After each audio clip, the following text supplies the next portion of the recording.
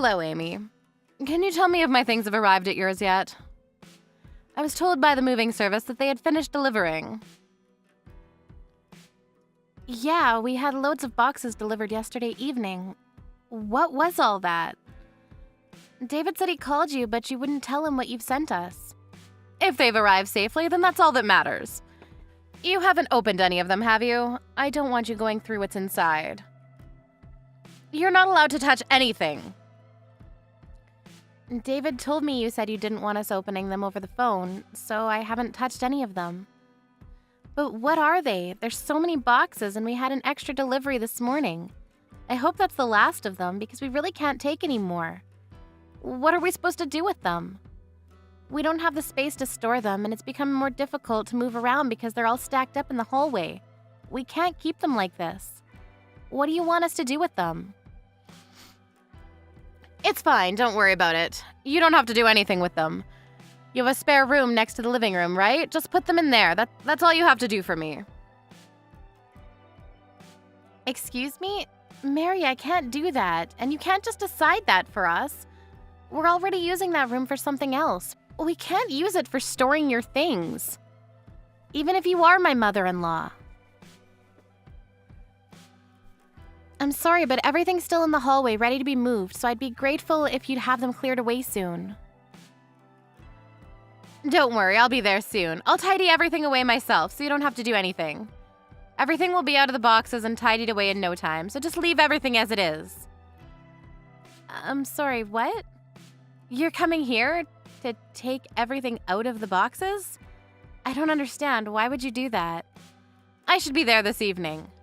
I'm asking you why? To put away my things. I don't want you or my son going through my things, so I'll organize everything myself. You don't have to do anything. You should be happy that I'm willing to do it all by myself. I still don't understand. Why would you send all of your things all the way here to organize them? Can't you do that at home? Oh, didn't David tell you? I thought you already knew that I'm moving in with you. That's why I've sent all my things to yours. I'm looking forward to living with you both, and I hope that we can get on well. Have you already prepared my welcome party? You'll have to set one up to introduce me to the neighbors. Excuse me? I haven't heard anything about you moving in with us. Are you sure you're not mistaken? David already said no the last time you asked to move in with us, so why would he change his mind? And first of all, I haven't given my approval, so there's no way he would do something like this behind my back. We can talk about that when I arrive. I'll be there by this evening, so make sure you have something prepared for me by then. No, you can't just decide something like that by yourself and force it on us. We don't have anywhere for you to sleep, and like I've been saying, we don't have the space for your stuff. I'm sure there must be plenty of things you don't need or use that you can throw out. The room next to the living room gets a lot of sunlight, so I'd like to use that as my bedroom. If you can clear that room up for me, I can work on tidying my things away as soon as I arrive. It should be clean by the time I get there if you start right away. Oh, and I get back pain if the mattress isn't comfortable enough, so make sure that you get one that's meant specifically for back pain. I love the memory foam, but the cheap ones are too firm, so think carefully before you buy. I still haven't said that you can live with us. David hasn't told me anything, so I'm pretty sure that he hasn't given his permission either.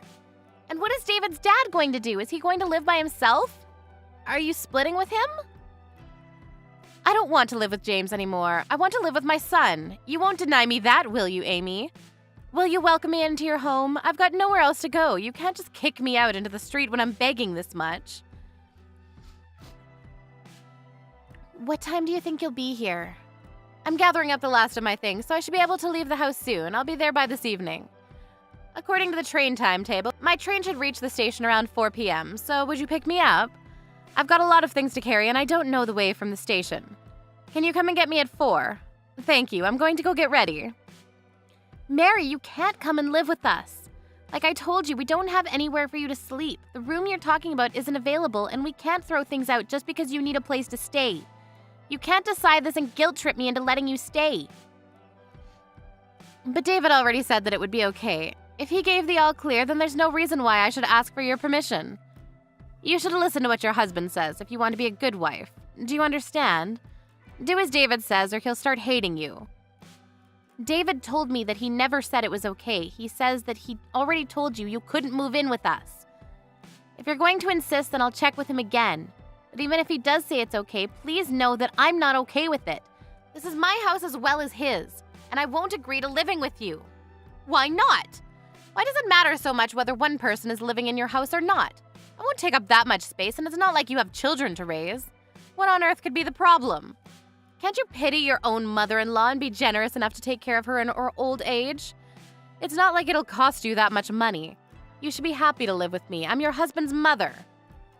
So you want us to pay for everything while you stay with us as well? That makes it even more difficult for me to let you stay here. We don't have an infinite supply of money or space. Please don't be unreasonable. You're the one that's being unreasonable. You married my son. You should be the one taking care of me anyways. It's your job to take care of me. I just called David and he tells me that he never gave you permission to stay with us. He says that he made it clear that you can't move in with us. Who should I believe? My own husband or someone who's lying for her own convenience? Oh, really? I don't remember that. I heard him say that it was okay. That's not an excuse for you to try to force your way into our home. You don't have to phrase it like that. I'm much older than you, so please don't talk down to me. I'm not making excuses. I've no idea what David would want to marry a woman like you. He's so honest and gentle, but you're so rude. What could he have seen in you? It's a mystery to me. David said that he hasn't given his permission, so please stop. You can't live with us, Mary. We'll send your things back as soon as we can. It'll be a problem for me if you do that. I'm leaving this house and I'm not coming back. I don't want to live here with this man anymore. You're free to leave James if that's what you want, but you can't come here. You can't stay here and you'll have to find somewhere else. Mary?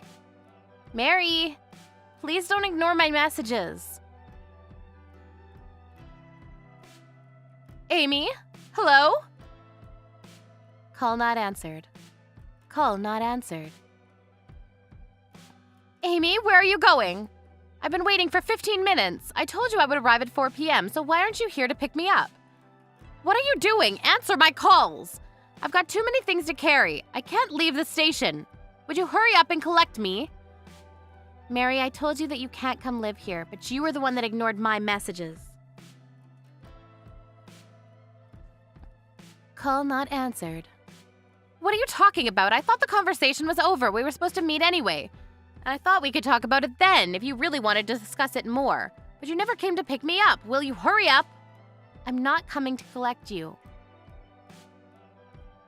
Say whatever you like, but you'll have to collect me because I can't go to your house by myself. I have too much luggage. I can't get on the bus either because I don't know the way. You really haven't been listening to anything I've said, have you? I've already been waiting out here half an hour, and it's starting to get embarrassing. You're the one that's not listening to me properly. I can't collect you because we're at your house. We've already asked James about what happened. What are you talking about? We heard that you stole from his savings and spent his money without his permission, and that he got angry and asked for a divorce when he realized what you had done. I don't remember that happening. Are you sure that's what happened? My memory's been very hazy recently, so you can't blame me for something I don't remember. Apparently you wouldn't leave when he asked you to, so he suggested that your eldest son and his family come live with him. Didn't he? And that means that you have no choice but to leave, doesn't it? Because you were always horrible to your eldest son's wife. She even got depressed because of the way you treated her, and your own son doesn't want you to come near her. So you've never been invited to visit them. I heard that you've never been to see their children, your own grandchildren, because they don't want you harming their mental health either. That's not true. She's just too weak mentally. James is being ridiculous too. How can he choose his daughter-in-law over his own wife? He told me to leave because I stress her out. But why should I leave? I was here first. She's only here because she's married to our son. I think he's being fair. What did you say? James asked you for a divorce and asked you to leave because you spent his savings, but you wouldn't leave. I think it's only normal that he would prioritize the feelings of his daughter-in-law over you. If anything, you're lucky he hasn't been more harsh on you. You're lucky he hasn't forced you out and made you homeless. He could have done that whenever he wanted. but he knew that you had nowhere to go, so he's given you time to find a new place. You should be more thankful to him. Who do you think you are? I'm not going to let you talk to me like that. You have no right to lecture me. Anyway, every single box has been returned to your house. What? Why would you do that? James said he didn't want your stuff taking up space in the hallway while you searched for a new place, so all of the boxes have been stacked up inside the storage shed in the garden. By David. David did that, but I thought he was at work. He was, but when we decided that the best course of action was to send everything back, he left work early for me, because I can't carry heavy loads. I'm pregnant. What? Why didn't you tell me that? I can't believe it! You're pregnant? That's even more reason for me to come live with you and David. I don't see why that's another reason. You'll need help around the house when the baby comes. You'll be much more at ease if I'm around. You can go straight back to work and leave the baby with me. We're fine. When we're closer to the due date, my mom will be coming to stay with us for a while. She raised 4 children, so she'll be a great help. And I respect her as a mother. And I've already raised 2 fine boys. I raised the man you're married to, so that says something. You'll need someone like me around. I heard from David's dad that you haven't been helping with any of the housework these past few years, and you spend most of your time fawning over a young actor that you recently became a fan of. I don't think I can trust someone who's spent her spouse's savings on buying fan merchandise and doesn't even feel guilty about it. I don't trust you enough to leave you alone in my home with my child. Why do you know about that? I haven't told David any of that. I heard from James when I asked him how things were going. And when David was moving the boxes, he had to open the heavier ones to lighten the load. We saw that it was filled with magazines, CDs, and DVDs. You must have spent a lot of James's money considering the amount of boxes that were filled to the brim. You opened them? I specifically told you not to touch my things. If you've broken anything, I'll have you reimbursing me. I can't believe you would touch my things without my permission. Just how insensitive are you? By the way, your things would have never fit in the room you asked for, and that room has been set up for the baby, so you wouldn't be able to stay anyways. That's why I told you we didn't have any space, but you wouldn't listen no matter what I said. Then what am I supposed to do? I made all these preparations to live with you, and I'm already at the station. I came all this way. That happened because you didn't even ask for our permission before packing up your things. We never asked you to come, and we never said that you could stay.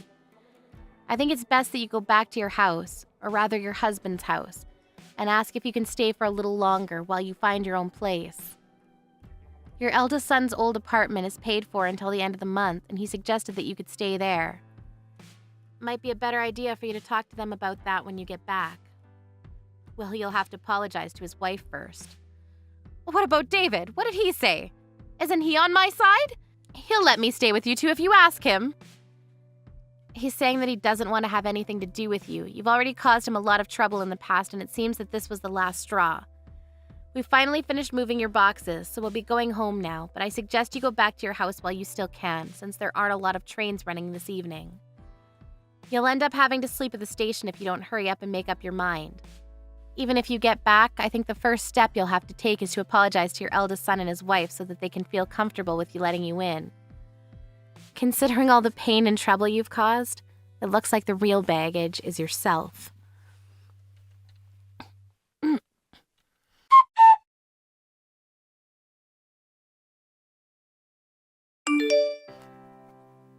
A few days later, Mary ended up having to carry all her luggage back home the way she came. She returned, but by the time she got there, her husband, son, daughter-in-law, and grandchildren were all having dinner. They didn't even let Mary in.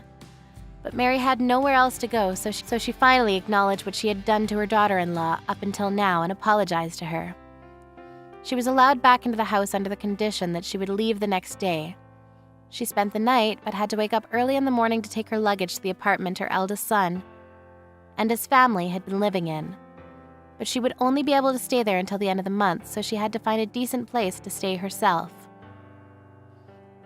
In the 40 years she had been married to James, Mary had never worked, so it was unclear whether she would be able to find a decent place by herself.